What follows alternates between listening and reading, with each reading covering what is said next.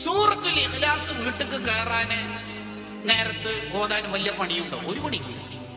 ആകെ കുറഞ്ഞ സെക്കൻഡ്സുകളല്ലേ വേണ്ടു, 1 മിനിറ്റ് തികച്ചു വേണ്ടല്ലോ.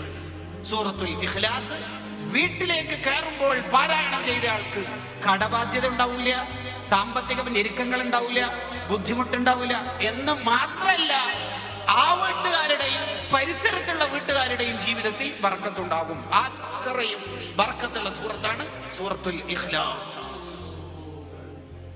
നമ്മളൊക്കെ സൂറത്തുൽ ഇഖ്ലാസിന്റെ അഹങ്കാരാവണം. ജീവിതത്തിൽ 1,00,000 സൂറത്തുൽ ഇഖ്ലാസ് പാരായണം ചെയ്ത് തീർത്താൽ അയാൾ നരകത്തേക്ക് പോകില്ലെന്നാണ് ഹദീസിൽ കാണാം. അൽ ഇത്വാഖത്തുൽ കുബ്ര എന്നാണ് അതിനെ വിശേഷിപ്പിക്കുക. വലിയ പ്രൊട്ടക്ഷൻ, വലിയ മോചനം എന്നൊക്കെയാണ് അതിന്റെ അർത്ഥം.